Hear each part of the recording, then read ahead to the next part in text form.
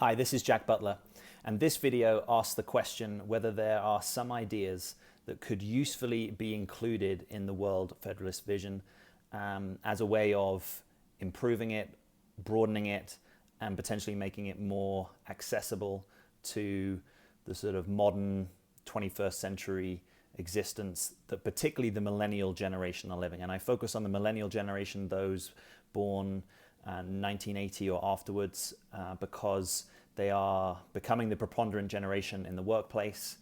They're a generation that have grown up with the internet, and I believe they're the generation that can most carry the sort of global governance that we may need. I think the millennials might be able in time to deliver it. A few things I think we can all agree on. Like, we're in the global age. We've passed out of the post-World War II age, and we are emerging to be a global community, and increasingly we need therefore to have global agreements. I think that, global age, global community, and therefore at some level some kind of global agreements, I think that is relatively uncontentious, certainly to a lot of globally minded liberal progressive people. What is contentious is the idea of a federal world state and the sorts of powers that would have. So I want to break down here kind of 5 reasons that I think that vision is not attractive to people, which might at least give some stimulus to ways that might make this vision more easy for people to engage with. So the first problem is that there's a low level of institutional trust in government. So millennials typically don't think that government is the solution. When millennials are looking at social problems, their first thoughts often are NGOs, social enterprises, civil society, small groups of people, entrepreneurs that have a vision to change something and can do it in a lean and grounded and non-bloated and directly targeted way. Is government solving any of the problems that young people most care about? Now, I'm not going so far to suggest that, therefore we should have no government. I'm just saying that if you're trying to engage people with a vision of making a better world, and you're using a vehicle that generally they see as at best some kind of necessary evil, and worse perhaps pretty irrelevant to how they do their life in a day-to-day sense, then we might want to look at that. Millennials have more trust in their phones and their social media and their apps than they do in their government representative. How many millennials actually have a relationship with their representative? I'm going to suggest that it's pretty low, fairly few. We know that levels of party membership are on the decline, and particularly amongst the millennial cohort. Now, I think this creates a great space in which we can start to reimagine government. So I'm not painting this as a completely bleak picture, but I am saying there's a reality there that if we've got low levels of trust in government, and in America, for example, in particular, there's such a low level of trust in the federal government. If you're going to use that same phrase, federal government, and try and engage people, it's like you're taking something that is already a problem at the national level in a lot of people's minds, and you're now taking that up to the global level. That sounds like blowing up a problem. So I think that's often the way that millennials will look at this. The second thing is, what is our most successful supranational institution? Maybe I'm European in my bias here, but in my humble opinion, it's the European Union, right? In terms of some kind of supranational entity that is democratic, even if it has its challenges, and that makes laws, and that those laws are binding, and that there's due process for disagreements around those laws. The European Union has made advances that I don't think any other institution in the history of humanity has. Now, what's the thing about the EU? The EU is federalist and it's intergovernmental. And I think that's the genius of the European Union, that it's not a fully federalist institution, even though there is a strong federalist energy within some of the countries that have most driven this sort of European agenda. Most of the decision making is intergovernmental. Now, I'm not saying that is not without its problems, but what it allows is the mixture of federalism and intergovernmentalism allows a more easy coexistence of two identities, the national identity and the supranational identity. So, as a UK citizen, being a UK citizen and being a European citizen, and those two things living alongside each other.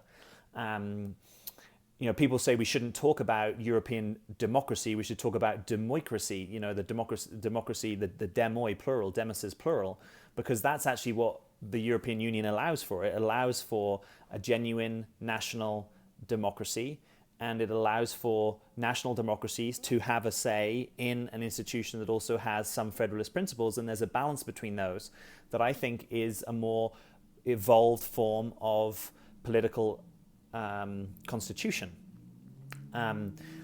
For example, what's going on next month? In June of 2016, the people of the UK have a referendum to vote to stay in the European Union or to leave the European Union. So part of the genius, as I see it at least, of the European Union is that you can peaceably leave. And this is going to be put to the test next month.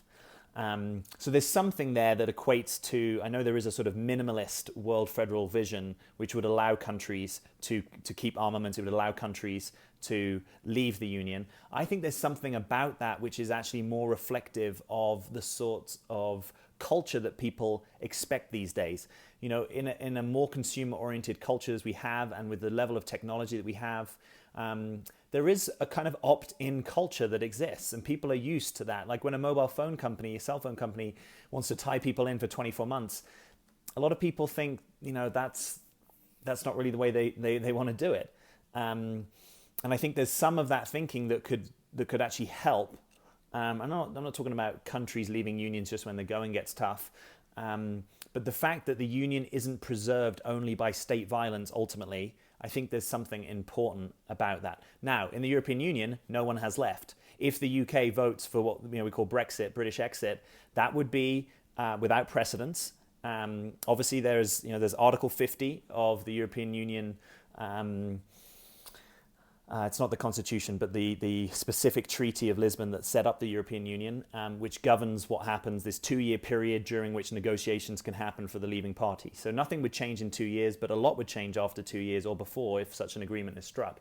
People sometimes talk about Greenland having left the European Union. That's an inaccuracy.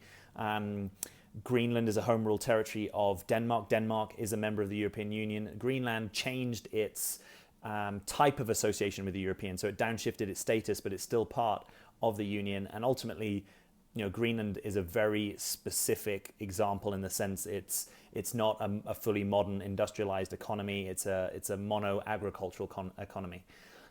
So if the UK were to leave, what I'm saying is it's a vastly different situation than what happened in the 80s, I think, with Greenland, which actually predates the European Union.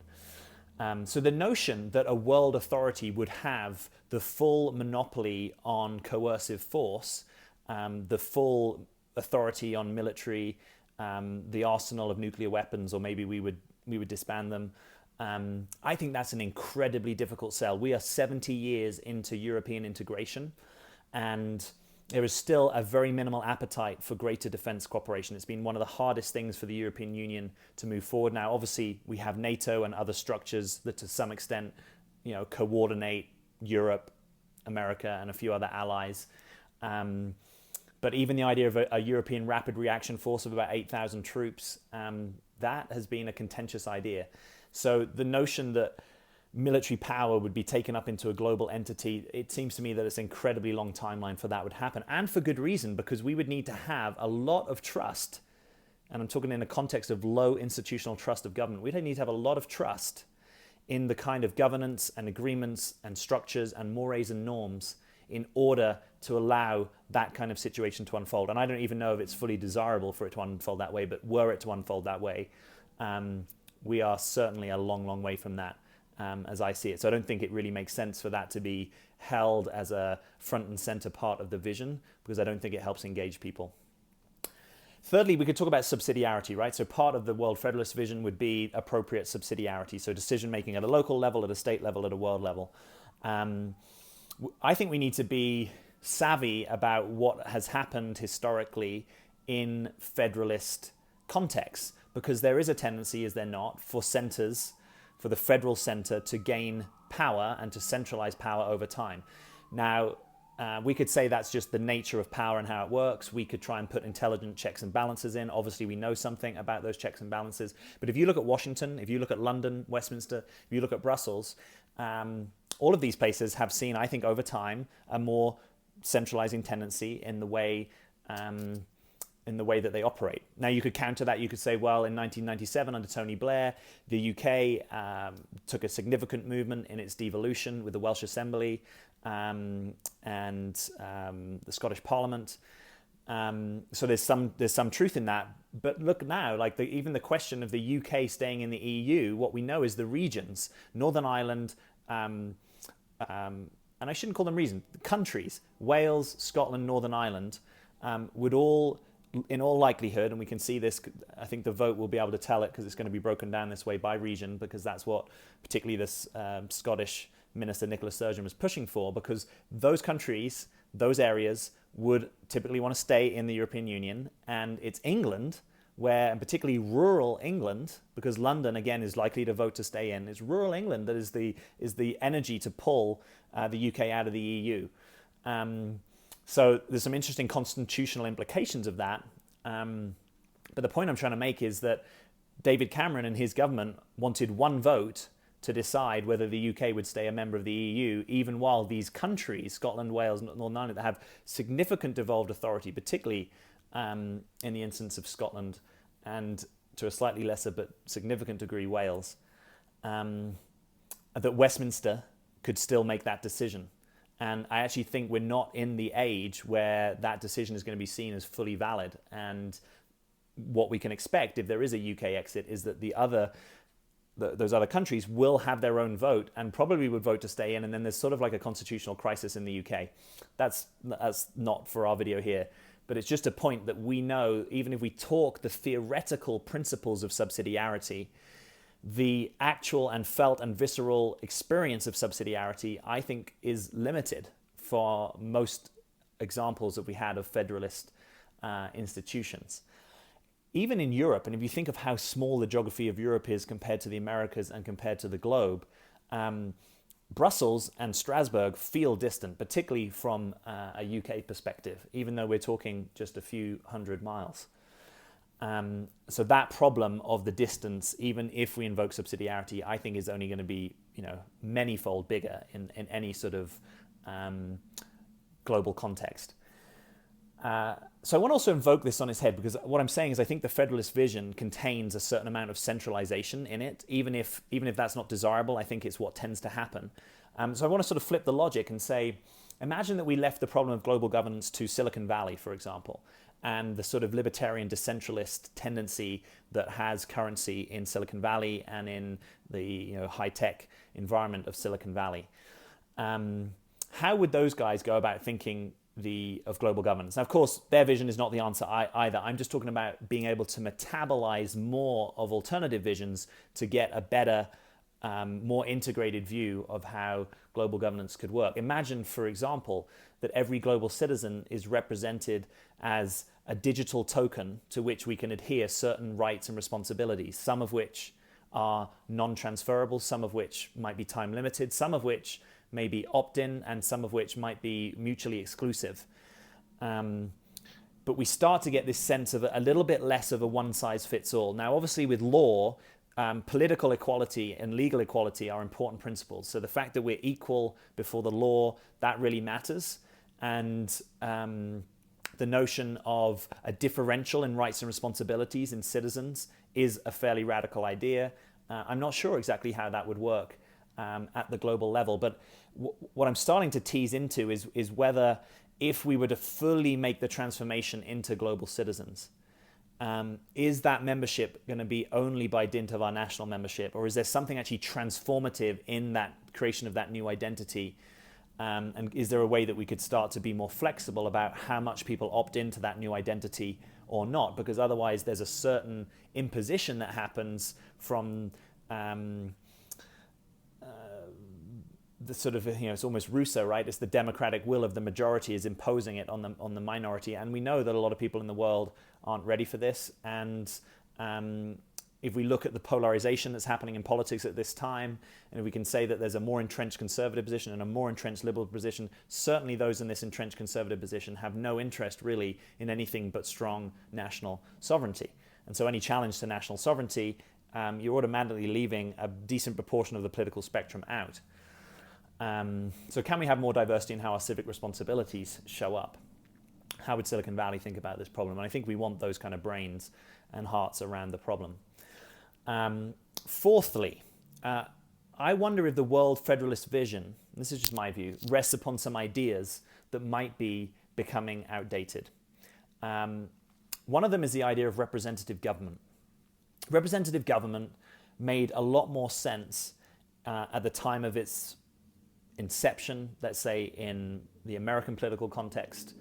When Lincoln gave the Gettysburg Address, I believe it took something like 19 days for that message to travel on horseback to California. So in that sort of geographically limited and massively time-limited context, it makes sense to have a representative in Washington because it's so hard for you to transmit your views. Now, I know there are other theories of representative government. John Stuart Mill talks about electing the most virtuous and intelligent amongst us. Now, how many people do you think believe that we are still, if we ever did, but we are currently electing the most intelligent and virtuous amongst us to represent us in our politics? I don't think many people necessarily buy that. So that's part of the challenge of representative government. The other challenge is we live in an instantaneous society, connected, drenched in technology.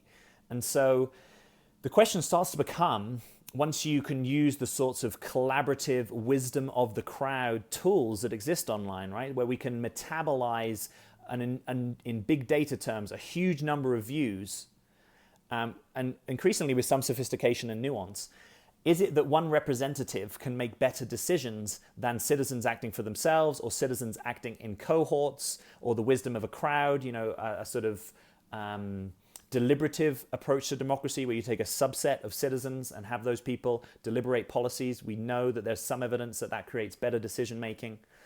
Or some kind of liquid or delegative democracy where citizens can delegate their views to specific people in specific domains who then in turn can do the same process, much like following or unfollowing someone on Twitter, which could happen in real time. Now, we need some checks and balances to make sure that we weren't subject to sort of the whim of the emotional crowd or populism and so on, but we could design those features into a system. I'm just saying, if representative government isn't working that well right now, why would we want to replicate that at the global level? Is that what's going to mobilize millennials who have a low level of trust in their representatives and don't tend to have much contact with them? Is that going to mobilize them to believe that we could do something better as global citizens? If you take the example of the European Union, I think generally, again, my view, but I think this is relatively arguable, that the quality of MEPs, members of the European Parliament, is probably lower than the quality of members of Parliament. Or let's say this way, it's a lower barrier to entry, and that's why sometimes people run for European office. They get elected on lower turnouts. Now, we're relatively young in the whole trajectory of having members of European Parliament. We're talking still just tens of years, under 50 years. But the trend is actually not that people are participating more in these European elections. The trend is actually that they are participating less. So if we were to have some kind of representatives in a world government, I'm going to imagine that they're further from the people, that we're going to have similar issues. And maybe some of those issues are solved in time. Maybe it just takes a long time for the democratic culture, for people to recognize, in the instance of the EU, European elections and the European election cycle, and to not be using the European electoral cycle to fight national and therefore localized issues, which is often what happens. It's a similar effect than you see in US politics, where people might use midterm elections as some kind of vote of confidence or not in the president. But if representative democracy isn't working, could we, as we contemplate forms of global governments, could we include a better way of doing democracy? And we now have some of the tools technologically that we didn't have, certainly 200 to 300 years ago, but also even just 50 to 70 years ago, which was perhaps the heyday of the World Federalist vision, in the pre-internet age. Nowadays, we can pull all sorts of data points simply and efficiently, and even some of that technology can be in the hands of citizens. It doesn't need a government a government actuary to crunch data. That data can be in people's hands. Didn't the US really put federalism on the map at the time of its instituting democracy? So the way that America came to know its democracy at a national level is through a federalist lens. If we're talking about global governance, is it time for us to update the Federalist vision? Is there something else that could be brought in? And I realize that that's not without risk.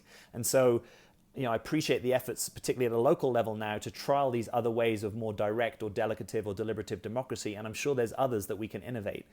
We are in the age of civic innovation. There have never been, in my view, so many civic entrepreneurs, civic social enterprises, civic incubators and accelerators. People have gotten this idea that government and civics are too important to be left to outdated models. And often the challenge is that the risk with governance is too high, that if you try something that doesn't work, that you might get a regression in the system, which is why testing these things at appropriate levels with appropriate risk profiles, I think is really important. But I don't know that the federalism that existed in the pre-internet age, or the type of democracy that was instituted 200 to 300 years ago, I struggle to believe that they are still the best ways that we can do things for humanity, even if we need some kind of phase-in of time of how those new ways of organizing could come together. Said differently, there's much more of a tendency towards self-organizing now than there ever was historically. Like, people have the tools to self-organize a group. You can only go on meetup.com and see how many self-organized groups there are. So the organizational function of government, I think, has become less important because people have more tools to organize themselves. It's a bit like back in the day, we needed TV stations, the 4 or 5 of them that I grew up with in the UK. And when we got the 5th one, it was like a big deal. We needed that kind of centralization because that technology wasn't more widely available. So we would hop between 4 or 5 channels. Now, YouTube alone, just think of the number of channels that YouTube alone has, let alone Netflix, let alone Hulu, let alone all the conventional channels, let alone specific video curation that exists in certain communities, Eckhart Tolle TV, for example. And I think a similar thing might be happening in government, where we needed, national governments to coordinate and organize a lot of things for us. Nowadays, we have a lot of those tools in our own hands. We're becoming a more self-organizing society. We're becoming a more empowered society vis-a-vis our governments. And I think that's a great thing. And I think that actually puts more potency into the architecture, into the archetype and the imagination of a global citizen, than a global citizen who's just one that votes every 5 years for someone they never meet or have no contact with. So I want the embodiment and the fulfillment of global citizen to be a rich identity where people are advocating for global solutions that they believe in, that they've researched, where they're participating in their democracy, where they're participating in the specific ways that their funds, if eventually there might be some mechanism to raise tax revenues, for example, that global citizens are closely involved in those decisions. Or if not, they're entrusting those decisions to someone that they have some kind of following for or relationship with. Again, I think a more updated view than the view in representative government, which is that one person who runs super busy, who has to spend a lot of time fundraising, who is subject to some of the challenges of the corporatocracy or the corporate involvement in our politics, which we can all acknowledge is happening at the national level, certainly, probably other levels heavily as well.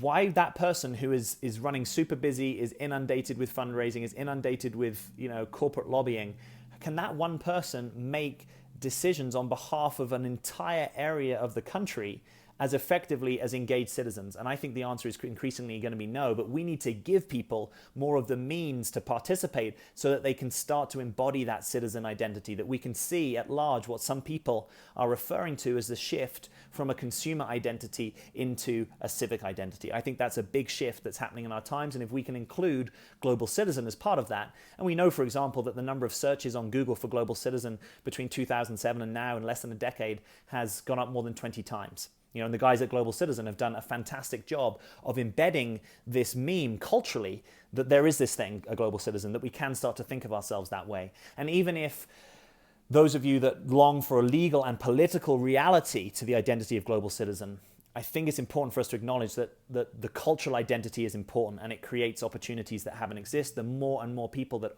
occupy that identity, the more opportunities might exist to expand on what it means eventually in a legal and political context. Often, I think we need a cultural constituency for something before they can fully be a political constituency for it, in my view. The other idea that I think the Federalist vision may rely upon, which is becoming outdated, is country and nation state. Now, in some ways, the Federalist vision doesn't fully rely on that, right? Because it's saying there is this new and potentially, in some domains, transcendent identity, that of the global citizen, that of the world parliament, and so on. But I think there are some quite strong arguments that saying that the nation state has had its heyday and it is a receding source of authority and competence to deal with the challenges we face. And you might say, well, of course, that's why we want something at the global level. I'm also pointing to the shift of power potentially in another direction, which is towards cities. The number of cities that are electing mayors, the number of megacities that have populations already that outstrip populations of many of our 195 countries, but megacities that all the indications are going to continue to see the greatest growth. Like we're going to see a continued urbanization of the world population. So if you look at Tokyo, if you look at Lagos, if you look at Sao Paulo, you look at Mexico City, these cities are huge, and there is an argument that says the city is the social organization perhaps that is still is stood the test of time, that's still such an important financial and cultural and creative engine of our times. So what implication does that have? Should there be a way that the Federalist vision isn't predicated upon the nation state? Is there some other way or some pluralistic way that it can be predicated upon these other identities?